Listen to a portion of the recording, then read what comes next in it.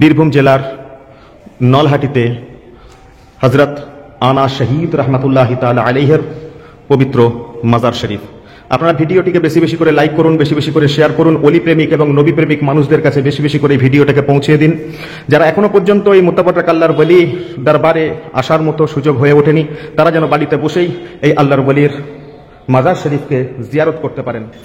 ওরে আল্লাহর ওলি মাজার থেকে দেখতে সবই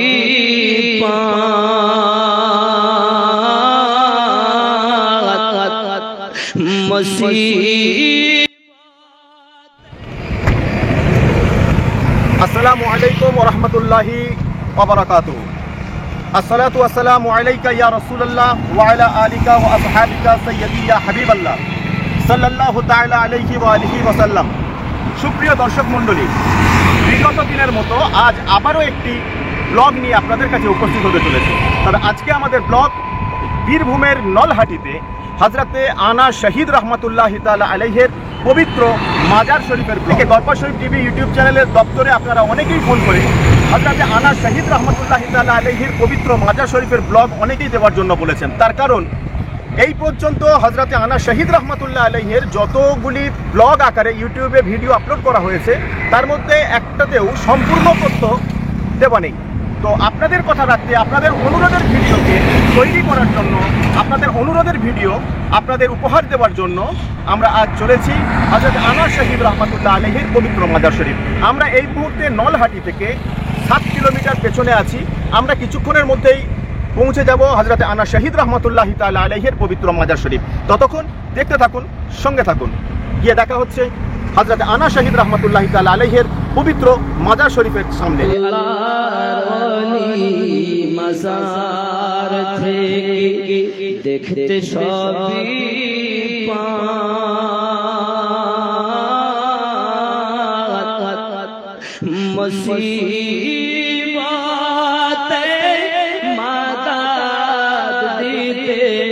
ওরে তিনি ছুটে যান। বিশ্বাস হয়? ওরে আল্লাহর ওলি মাজার থেকে দেখতে সবই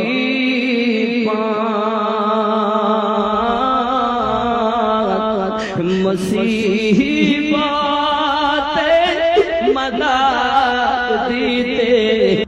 সুপ্রিয় দর্শক মণ্ডলী, আমরা এই মুহূর্তে এসে উপস্থিত হয়েছি হযরতে আনা শহীদ রহমাতুল্লাহি তাআলা আলাইহির পবিত্র মাজার শরীফ, যেটা আপনারা সরাসরি দেখতে পাচ্ছেন। এখানে হযরত আনা শহীদ রহমাতুল্লাহি তাআলা আলাইহি বাবার মাজার শরীফ আপনারা দেখতে পাচ্ছেন। এটা হচ্ছে মাজার শরীফের গেট।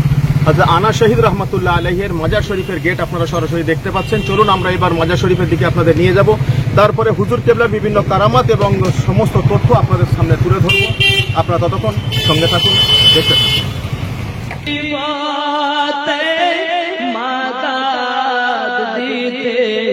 ওরে তিনি ছুটে যান। বিশ্বাস হয়?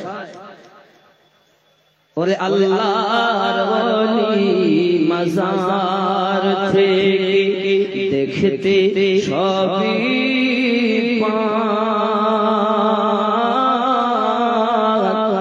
মুসিবতে মাদাদ দিতে ওগো তিনি ছুটে যান। কেন? ওগো কুদরতের টেলিভিশন আছে তাদের কাছে,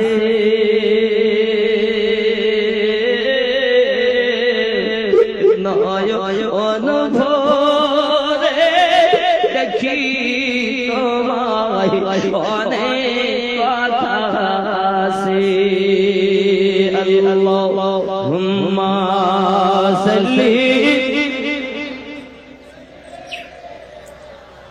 মাওলানা মুহাম্মদ। সুপ্রিয় দর্শক মণ্ডলী, আমরা যথারীতি এসে উপস্থিত হয়েছি হযরতে আনা শহীদ রহমাতুল্লাহি তাআলা আলাইহির পবিত্র মাজার শরীফ। আপনারা দেখতে পাচ্ছেন এখানে হযরত আনা শহীদ রহমাতুল্লাহ আলাইহি বাবার মাজার শরীফ, নলহাটি, বীরভূম। আপনারা লেখাটি দেখতে পাচ্ছেন। আমরা এই মুহূর্তে এসে পৌঁছেছি। আমরা এই মুহূর্তে দেখতে পাচ্ছি যে মাজার শরীফের মূল যে গেট, সেই গেটটি এখন বন্ধ আছে। হয়তো কিছুক্ষণ পরেই খাদেম সাহেবরা আসবেন এবং তারপর আমরা জিয়ারত করব এবং তারপরে খাদেম সাহেবদের কাছ থেকে আমরা বিভিন্ন তথ্য নিয়ে আপনাদের কাছে তুলে ধরবো ইনশাআল্লাহ তাআলা। আমরা যতটুকু শুনেছি, আমরা যতটুকু জেনেছি, এই হযরতে আনা শহীদ রহমাতুল্লাহ আলাইহির বহু কারামাত এই জায়গার আছে। এই হযরতে আনা শহীদ, শহীদ কেন বলা হয়, এর পেছনে কি কারণ, এনার কি কারামাত আছে, ইনি কোথা থেকে এসেছিলেন, কতদিন আগে এসেছিলেন, এনার উর্স কবে, এই সমস্ত বিষয়টি আপনাদের কাছে তুলে ধরবো ইনশাআল্লাহ তাআলা। এই ভিডিওটিকে আপনারা যারা দেখছেন বেশি বেশি করে ওলি প্রেমিক এবং নবী প্রেমিক মানুষদের কাছে বেশি বেশি করে শেয়ার করুন। তার কারণ অনেকেই আছে যারা হয়তো আসার ইচ্ছা থাকলেও হয়তো আসতে পারেনি। অনেকে এমনও আছে যারা হয়তো এখনো পর্যন্ত এই মাজার শরীফ সম্পর্কে অবগত নয়, জানেই না। তাই সেজন্য এটা আপনাদের একটি দায়িত্ব, যারা এখনো পর্যন্ত আসতে পারেননি বা আসার ইচ্ছা থাকলেও আসতে পারেন, আপনারা এই ভিডিওটিকে বেশি বেশি করে লাইক করবেন, শেয়ার করবেন, যাতে করে সমস্ত মানুষ বাড়িতে বসেই হযরত আনা শহীদ রহমাতুল্লাহি তাআলা আলাইহির পবিত্র মাজার শরীফের সমস্ত নাজারা এবং ওনার মাজার পাকের জিয়ারত করতে পারে। যেহেতু আমার আকবর দেওয়ানজি রহমাতুল্লাহ আলাইহি চিশতিয়া তরিকার একজন মাসমানা, তাই চিশতিয়া তরিকার একজন ওলি শোনাবো এখন ঘটনা। মা ডাক দিয়ে বলে, বেটা রে তুমি নামাজ পড়লে মিঠাই পাবে। ছোট্ট বেটা ফরিদ ডাক দিয়ে বলে, মা সত্যই পাবো নাকি? বেটা ওযু বানাতে যায় আর আপনার জননী মা নামাজের পাটি। সুপ্রিয় দর্শক মণ্ডলী, এই মুহূর্তে আমরা হযরত আনা শহীদ রহমাতুল্লাহি তাআলা আলাইহির মাজার শরীফে আমরা প্রবেশ করছি। আপনারা এই মুহূর্তে দেখতে পাচ্ছেন হযরত আনা শহীদ রহমাতুল্লাহি তাআলা আলাইহির পবিত্র মাজার শরীফ। আপনারা জিয়ারত করুন। যারা এখনো পর্যন্ত এই মাজার শরীফে এসে উপস্থিত হতে পারেননি, আপনারা জিয়ারত করুন হযরত আনা শহীদ রহমাতুল্লাহি তাআলা আলাইহির পবিত্র মাজার শরীফ। যেনার দরবারে এসে কেউ কখনো খালি হাতে ফিরে যায় না। যে আল্লাহর ওলির দরবারে এসে মনের ফরিয়াদ বারগাহে ইলাহিতে জানালে আল্লাহ পাক রব্বুল আলামিন তাকে, এই আল্লাহর ওলিকে ওসিলা করে তার মনের ইচ্ছাকে পূরণ করে দেন।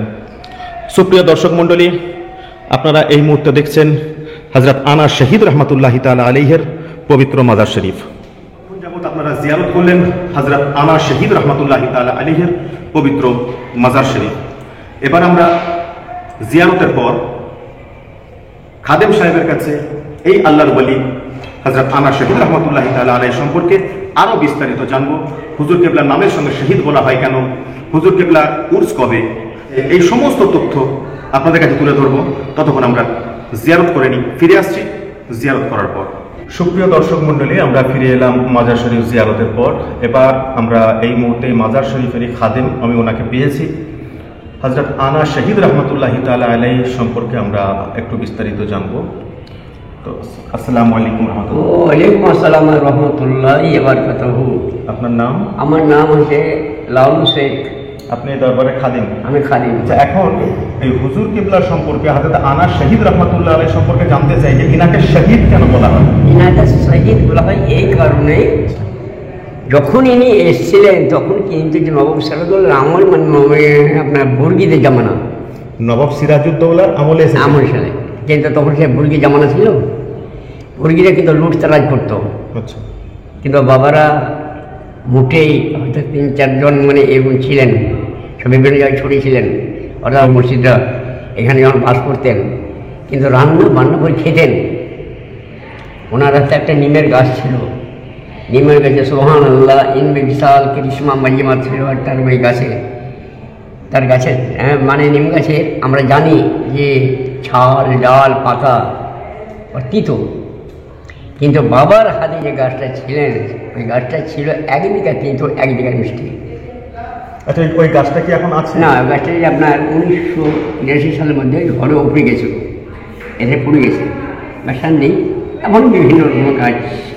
সুপ্রিয় দর্শক মণ্ডলী, আমরা খাদেম সাহেবের কাছে যেটা জানলাম যে নবাব সিরাজউদ্দৌলার আমলে হযরত আনা শহীদ রহমাতুল্লাহ আলাইহি সুদূর আরব থেকে উনি আসেন এবং পরক্ষণে এখানে তখন বর্গীদের রাজত্ব ছিল। এই পাহাড়ের উপরে উনি যখন থাকতেন, দিন ইসলাম প্রচার করতেন, সেই সময় বর্গীরা প্রায় সময় আক্রমণ চালাতো।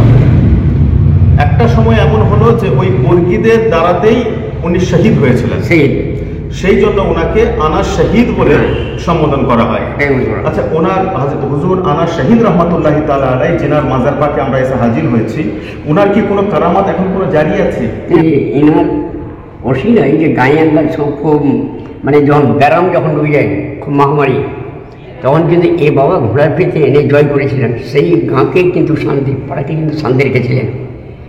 কিন্তু বলেছিলেন যে এইভাবে তোমরা মানে আমি এখানে আছি, যদি তোমাদের বালা মুসিবত আসে তাতে সে বালা মুসিবত রক্ষা করার জন্য আমি আছি, কিন্তু তোমরা অপরিক ব্যবহার করবে না।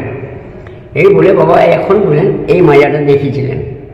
আচ্ছা, ওনার জিন্দা কারামত হচ্ছে এটাই যে হুজুর কেবলা ওফাতের পরেও কোনো এই আশেপাশের কোনো একটা এলাকাতে কোনো একটা বড় রোগ, গ্রাম রোগে আক্রান্ত হয়েছিল, সেই সময় হুজুর কেবলা সশরীরে ঘোড়ায় চেপে এসে সেই এলাকাতে উনি ওনার কদম মোবারক রেখেছিলেন এবং সমস্ত বালা মুসিবত আল্লাহ দরবারে দোয়া করে সমস্ত বালা মুসিবতকে দূর করেছিলেন এবং এটাও জানিয়েছিলেন যে আমি হয়তো পর্দা নিয়ে নিয়েছি, আমার হয়তো ইন্তেকাল হয়ে গেছে, কিন্তু যদি তোমরা কোনো বিপদে পড়ো অবশ্যই আমাকে স্মরণ করবে এবং আমি আল্লাহর দরবারে ফরিয়াদ করে তোমাদের এখান থেকে সমস্ত রকম বালা মুসিবতকে আমি দূর করব। এটা হচ্ছে হুজুর কেবলার একটা জিন্দা কারামত, যেটা ওফাতের পরেও, যেটা এই খাদেম সাহেবের আব্বার মুখে এই কথা শোনা এবং আপনার দাদুর আমলে হয়তো এই ঘটনা ঘটেছে।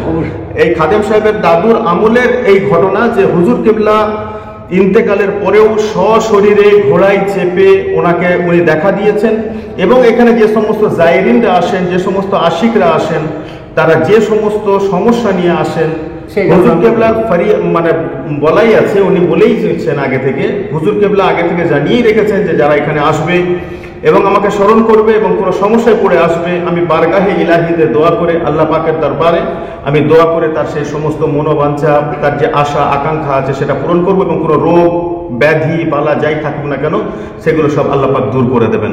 এবং তিনি সশরীরে দেখা দিয়েছেন, যেটা এই খাদেম সাহেবের দাদুর আমলের ঘটনা, যেটা ওনার আব্বার মুখে উনি শুনেছেন। এবং আমার জীবনে যখন প্রথম আমেরিকা ভর্তি হয়, একটা 24 বছর একটা ছেলে, শিক্ষিত, মানে শিক্ষিত ছেলে, উনি কিন্তু গলায় যখন ওর ক্যান্সার রোগ হয় তখন কিন্তু গিয়েছিল বাইরে সেই অসুখটা দেখাতে। সুবহানাল্লাহ, ডাক্তারের মুখে শুনে ওনার কিন্তু রাত্রের ঘুম হারাম হয়ে গেল। তখন উনি চিন্তা করলেন যে সর্বে সর্বা মহান করুণাময় একজন আল্লাহর ওলি ওইখানে বিরাজ করছেন, তা আমি ওনার দরবারে একবার লাস্ট এই যে তাকিয়ে একবার চেক আপ করি। উনি এলেন রাত বর্তমানে এগুলো ঘেরা করে কী থাকতেন, ফাঁকা ফ্রি, বাবা খাই সিজরে ছিলেন। বাবার কাছে খুব কান্নাকাটা প্রার্থনা করেছেন যে বাবা মারেন আপনি, আর আমার আল্লাহর কাছে আমার জন্য আল্লাহর কাছে ফরিয়াদ করেন আপনি, একটু আমার জন্য এই অসুখ ক্ষেত্রে আপনি একটু আপনি আল্লাহর কাছে দোয়া করেন যে যেমন আমার এই অসুখে আমি নাজাত পাই। বলে যে ওই সামান ওই জায়গাতে বাবার এখানে মাঝে মাঝে বসে একবার করে ওই চুনকাম করা হতো, সেই জায়গায় একটা ওই পানি সামান্য পড়েছিল, তাতে মানে পানি চোখে দেখলে সেটা অরুচি ভাব, মানে খাওয়ার ছিল না, কিন্তু সেটাকেও মনে করেননি। কী ভেবেছেন, উনি ভেবেছেন যে বাবার যা দাওয়াই ওষুধ, সেই জিনিসটাকে বিসমিল্লাহ বলে মনে করে খেয়ে ওই জায়গায় থেকে ইনশাল্লাহ সেই ক্যান্সার ঘাত থেকে আল্লাহ তাআলা এবং ওই উলির ওসিলাই আল্লাহ তাকে দাম মুক্তি বলেন। এবং তাকে 24 বছর সেই ছেলের বয়স, তাকে নতুন চাকরিতে তাকে জয়েন করালেন। সেই 2 মাসের পয়সা, মাহিনের পয়সা উনি কিন্তু ঘরে কোনো কাজে লাগাননি। বাবার দরবারে যত রকম মাল মিলিয়ার মশলাপাতি কিনে ইনার এখানে আকাঙ্ক্ষা চাদর চাপিয়ে খুশি করে যত মানুষ যে আছে এবং ঘরে যারা আছে, তখন এই হাসপাতালে তৈরি হচ্ছিল, আপনার যত লোক কাজ করছিল সকাল 10টা থেকে শুরু করে মাই বিকাল 5টা পর্যন্ত ভরপুর তালে কাউকে কোনো খাবার ভাত দেয়নি। আমি জিজ্ঞেস করলাম যে বাবা এত উৎসবটা কেন? এই যে সকাল 5টা এসে আপনারা 10টা থেকে খারাপ করে এখন বিকাল 5টা বাজছে, এত উৎসব কেন? বলছে বাবা এই উৎসব হচ্ছে আমাদের এই কারণ যে এই ছেলে যখন জীবনদান বেড়ে বাবার এখানে আল্লাহ তাআলা এই মনের কথা শুনেছেন এবং তারা জীবনে হায়াতে আঁকড়ে রেখেছেন এবং নতুন তাকে কোনো কাজ দান করেছেন। সেই মাহিনার পয়সাতে বাবার এই উৎসবটা এই গুণাগার এসে হাজির এই গুণের কাজটা করছে। সুবহানাল্লাহ, সুবহানাল্লাহ। সুপ্রিয় দর্শক মন্ডলী, আল্লাহর ওলিদের কারামত, এটা হচ্ছে এনার নিজের চোখে দেখা। এই খাদেম সাহেবের নিজের এটা কোন জায়গার ঘটনা? এটা হচ্ছে এই মানে আমার সাইদ বাবা রহমতুল্লাহ মাজার শরীফে। না মানে ওই যে মানুষটা এসেছে ওনার বাড়িটা বাড়ি হইতে আপনার যে হাইপাড়া এখানে কতটা দূর? এইটা আপনার ধরবেন মাইল 2 কিলোমিটার। 2 কিলোমিটার দূরে, এই মাজার শরীফ থেকে 2 কিলোমিটার দূরেই একটি অলৌকিক ঘটনা, যেটা এই খাদেম সাহেব নিজে চোখে দেখেছেন এবং সেটাই আপনাদের সামনে, এটা আপনাদের সামনে তুলে ধরলেন যে ক্যান্সার হয়েছে, মানে তার বাঁচার কথা নয়, অথচ এই দরবারে পড়ে এই দরবারের পানিকে পান করে আল্লাহর দরবারে ফরিয়াদ করেছেন। আল্লাহ পাক তার ইচ্ছাকে পূর্ণ করেছেন, তাকে রোগ থেকে মুক্তি দিয়েছেন, তাকে বালা মুসিবত থেকে মুক্তি দিয়েছেন। আল্লাহর ওলিদের কারামাত, আল্লাহর ওলিদের দরবারে আসতে গেলে মনকে সাফ করে আসতে হবে, মনকে পাক করে আসতে হবে। যদি মনকে সাফ করে আর পাক করে যদি আসা যায় এই আল্লাহর ওলির দরবার থেকে, যত পৃথিবীতে আল্লাহর ওলির দরবার আছে, যদি সেটা ওলির দরবার হয়ে থাকে, কেউ কখনো খালি হাতে যাবে না। তার জন্য ইশক, মোহাব্বত এটা আমাদের অন্তরে থাকতে হবে। কেন? ওলি আল্লাহর কারামত হচ্ছে সত্য, কিন্তু আমরা সেটাকে বুঝতে পারি না, আমরা সে মোহাব্বত নিয়ে আসতে পারি না। ওলির দরবারে আসতে হয় আসি, যেতে হয় যাই, কিন্তু না, ওলি আল্লাহর দরবারে যদি আসতে হয় এক নিয়তে মনকে সাফ রেখে পাক রেখে আমরা যদি ওলি আল্লাহর দরবারে আসতে পারি, অবশ্যই আমরা এই ওলিকে ওসিলা করে আল্লাহ পাক রব্বুল আলামিন আমাদের জীবনের সমস্ত নেক মাকসাদকে পূরণ করে দেবেন। তো অসংখ্য ধন্যবাদ আপনাকে খাদেম সাহেব, আপনি হুজুর সম্পর্কে অনেক গুরুত্বপূর্ণ তথ্য দিলেন। এবার শেষ আপনার কাছে একটা বিষয় জানবো, সেটি হচ্ছে শাহ রহমতুল্লাহ তাআলা আলাইহি ইনার কবে উর্স কবে? ইনার উর্সটা হয় আপনার বাংলা 15ই বৈশাখ। আচ্ছা, এখানে বাংলা ডেট ধরে হয়, যেটা হচ্ছে 15ই বৈশাখ। এই ডেটে। আচ্ছা, এখানে কি কি অনুষ্ঠান হয়? এখানে অনুষ্ঠান মানে ওই একটা যে 15ই বৈশাখ আপনার বাবার মেন উর্স মুবারক আরম্ভ হয়।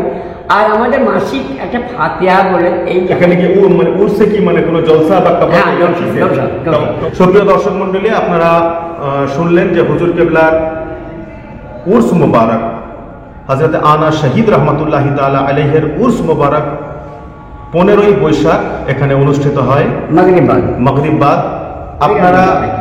আপনারা এখনো পর্যন্ত যারা দূর দূরান্ত থেকে দেখছেন, এখনো আসতে পারেননি, আপনারা আসার চেষ্টা করবেন। এবং যারা ঘর থেকে বসেই এই মাজার শরীফকে জিয়ারত করছেন, অবশ্যই ভিডিওটি বেশি বেশি করে লাইক করবেন, বেশি বেশি করে শেয়ার করবেন, যাতে করে যারা এখনো পর্যন্ত এই মাজার শরীফে এসে পৌঁছাতে পারেননি তারা যেন বাড়ি থেকে বসেই এরকম মুতাবাররাক একজন আল্লাহর ওলি, এরকম পাওয়ারফুল একজন আল্লাহর ওলির মাজার শরীফকে যেন তারা বাড়িতে বসেই জিয়ারত করতে পারে এবং সেখান থেকেই তাদের মনের ফরিয়াদকে এই আল্লাহর ওলির মাজার পাককে ওসিলা করে বারগাহে ইলাহিতে ফরিয়াদ জানাতে পারে। প্রিয় দর্শক মণ্ডলী, আপনারা যারা হুজুর আনা শহীদ রহমতুল্লাহি তাআলা আলাইহির পবিত্র মাজার শরীফ জিয়ারত করতে আসছেন, বিভিন্ন জায়গায় মাজার শরীফ জিয়ারত করতে গেলে একটি সমস্যা প্রচণ্ডভাবে হয়, সেটি হচ্ছে খাওয়া দাওয়ার বিষয়। কিন্তু এই জায়গায় একটি সুবিধে আমরা এসে দেখতে পেলাম, সেটি হচ্ছে হযরতে আনা শহীদ রহমতুল্লাহি তাআলা আলাইহির মাজার শরীফের ঠিক পাশেই দেখুন এখানে একটি হোটেল আপনারা দেখতে পাচ্ছেন, যেটা হচ্ছে হিল অফ গোল্ড রেস্টুরেন্ট। এই রেস্টুরেন্টে আপনারা সবসময় খাবার দাবার পাবেন, সে বিষয়ে আমরা কথা বলবো। এখানে যে দায়িত্বে আছেন এই হোটেলে, আপনার নাম? আমার নাম দিল মোহাম্মদ। আমি আপনার কাছে জিজ্ঞাসা করব যে বাইরে থেকে যে সমস্ত জায়রেনরা আসছেন, বিভিন্ন জায়গায় গেলে দেখা যায় যে খাবার দাবারের ঠিক নেই, কখনো হয়তো পাশাপাশির মধ্যে খাবার পাওয়া যায় না, যারা দূর দূরান্ত থেকে আসে তাদের জন্য খুব সমস্যা হয়।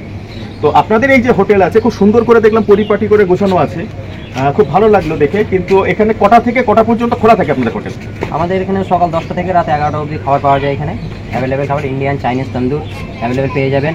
হ্যাঁ, কোনো অসুবিধা হবে না, সব কিছুই পাওয়া যায়। সকাল 10টা থেকে রাত 11টা অবধি খাবার পেয়ে যাবেন, সব রকম আইটেম পাওয়া যাবে। এখানে কি কোনোদিন কি বন্ধ থাকে? না, আমাদের বন্ধ নেই কোনোদিন, প্রত্যেক দিন খোলা, প্রত্যেক দিনে খাবার পাওয়া যায় এখানে। সকাল 10টা থেকে রাত 11টা অবধি পেয়ে যাবেন। আর মাজার শরীফ কোনো সময় তো বন্ধ থাকে না? এটা প্রত্যেক দিনে খোলা থাকে, কোনো দিনটার জন্য বন্ধ হয়নি, আশা করছি বন্ধ হবেও না। এভাবে আমাদের চলে যাবে, এভাবে কন্টিনিউ হবে আমাদের। এখানে সমস্ত রকমের খাবার সব পেয়ে যাবেন আপনি। এবার আমি আরেকটি কথা জিজ্ঞাসা করি, এখানে যে সমস্ত জায়রিন বা দর্শনার্থী, আশিক, মুরিদ, ভক্ত যারা দূর দূরান্ত থেকে হুজুরের কাছে আসছেন জিয়ারতের উদ্দেশ্যে, ওনারা কি মানে যদি এসে যদি রাত হয়ে যায় আচ্ছা, মাজার শরীফ কটা পর্যন্ত খোলা থাকে? মাজার শরীফ আমাদের 11টা অবধি খোলা থাকে ধরেন। 11টা। আচ্ছা, এই 11টা পর্যন্ত, তারপর মাজার শরীফ যতক্ষণ খোলা থাকে ততক্ষণ কি এটা খোলা থাকে? হ্যাঁ, ততক্ষণ খোলা থাকে। এটা সকাল 10টা থেকে রাত 11টা অবধি খোলা থাকে আমাদের এটা। আর যদি কোনো জায়রিন এসে, যদি দেখা গেল অনেক দূর দূরান্তের মানুষ, হয়তো রাত্রিবেলা তারা হয়তো থাকতে পারবেন, হ্যাঁ, তাদের জন্য আমরা কিছু সুবিধা করে দিতে পারি থাকার, যাতে হয়তো দূর থেকে এসছে তারা, সে রাতটা আমরা থাকার ব্যবস্থা করে দিতে পারি, যে সে রাতে যেতে পারছে না। মানে আপনার এখানে কি থাকার ব্যবস্থা আছে না? হ্যাঁ, ব্যবস্থা আছে বলতে একটা রুম আছে আমাদের, যেখানে আমরা স্টাফ থাকে, হয়তো 2-1 যদি থাকে তাদেরকে আমরা থাকার ব্যবস্থা করে দিতে পারি। আচ্ছা আচ্ছা, মানে কোন রকম ভাবে আটকে গেলে তাদের জন্য মানে কোন রকম রুম ভাড়া এখানে এখনো পর্যন্ত হয়নি? রুম ভাড়া এটা সিস্টেম নেই। কেউ কোনো কারণে ফেসে গেছে, হয়তো এসে হয়তো ধরেন রাতে আর যেতে পারছে না, সে 2-1 দিন যদি হয় আমরা ব্যবস্থা করে দিতে পারি আর কি। আচ্ছা, যে রাতটা থাকার মতো ব্যবস্থা করে দিতে পারি আমরা। মানে কোনোভাবে মানুষ বিপদে পড়লে সেই হিসাবে আপনারা এ করতে পারেন, কিন্তু এখানে এখনো পর্যন্ত কোনো রুম না, এই ধরনের কোনো কিছু অ্যাভেলেবেল নয় এখানে? না, রুমটা আমাদের অ্যাভেলেবেল নেই, যেহেতু আমাদের এটা রেস্টুরেন্ট, ওই জন্য রুমের ব্যবস্থা এখন নেই, আশা করছি হবে। আচ্ছা, এখানে যে মানে মাজার শরীফ কমিটি যেনারা আছেন, তেনারা কি এখনো পর্যন্ত এরকম কোনো কি রুমের এখানে আশেপাশে কি কোনো ব্যবস্থা করেছেন? যেমন বিভিন্ন জায়গায় দেখা যায় যে মাজার কমিটির পক্ষ থেকে বিভিন্ন রকম রুম করা থাকে, যেটা তাদের থাকার জন্য, জায়রিন, ভক্ত, শিষ্য, মুরিদ যারা আসছেন তাদের থাকার জন্য। তো এরকম কি এখানে মাজার কমিটি থেকে কি কোনো রুম কিছু ব্যবস্থা করা আছে? না, এখনো কিছু নেই এটা। তো সুপ্রিয় দর্শক মন্ডলী, আপনারা এতক্ষণ যাবৎ শুনলেন যে হযরত আনা শহীদ রহমতুল্লাহি তাআলা আলাইহি পবিত্র মাজার শরীফে এলে আপনাদের সকাল 10টা থেকে রাত্রি 11টা পর্যন্ত আপনারা এখানে এসে যে ধরনেরই খাবার চাইবেন আপনারা সমস্ত খাবারই আপনারা এখানে পেয়ে যাবেন, এবং রাত্রিবেলা এখানে থাকার মতো সেরকম কোনো সুব্যবস্থা নেই। তবে একটু দূরে আছে যেখানে আপনারা রাত কাটাতে পারেন, এখান থেকে 2-3 কিলোমিটার দূরেই আপনারা পাবেন, কিন্তু একদম মাজার সংলগ্ন এলাকায় আপনারা পাবেন না, 2-3 কিলোমিটার দূরে গিয়ে আপনাদের থাকতে হবে নলহাটিতে। তবে এনারা বললেন যে আগামী দিনে এখানেই এই রেস্টুরেন্টের সাথে সাথে এখানে থাকারও সুবন্দোবস্ত একটা হবে, এটা আশ্বাস দিলেন, জানি না সেটা হয়তো সময়ের সাথে সাথে হবে। আর যদি কোনো ব্যক্তি এসে রাত্রিবেলা কোনোভাবে কোনো কারণবশত দূর দূরান্তে বাড়ি হওয়ার কারণে যদি ফিরে যেতে না পারেন, তখন হয়তো ওনারা কোনো একটা ব্যবস্থা করতে পারেন, কিন্তু কোনো রকম ভাড়া ওনারা এই মুহূর্তে এই হোটেল থেকে দেওয়া হচ্ছে না। আপনারা দেখতে পাচ্ছেন যে এই জায়গাটি কতটা সুন্দর এবং কতটা পরিপাটি করে গোছানো আছে, আপনারা সুন্দরভাবে দেখতে পাচ্ছেন। তো যারা আপনারা আনা শহীদ আলাইহি রাহমা ওয়া রিদওয়ানের মাজার শরীফে আসছেন, অবশ্যই আপনারা এই হোটেলে আপনারা একবার আসতেই পারেন, এই রেস্টুরেন্টে খাওয়া দাওয়া করার জন্য আপনারা একবার আসতেই পারেন।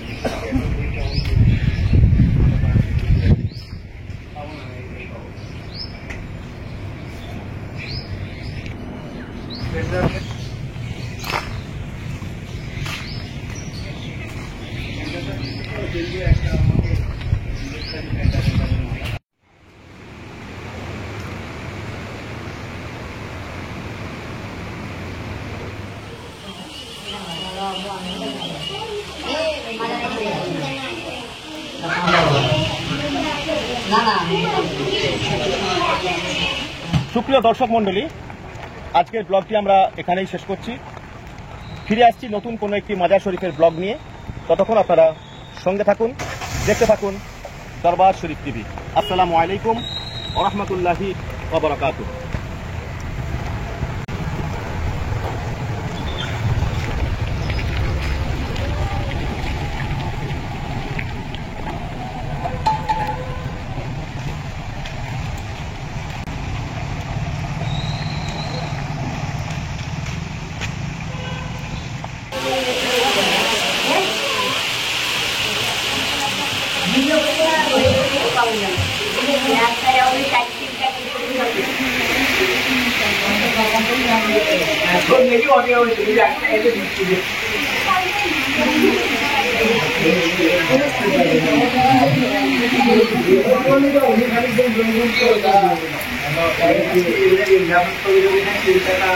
আমরা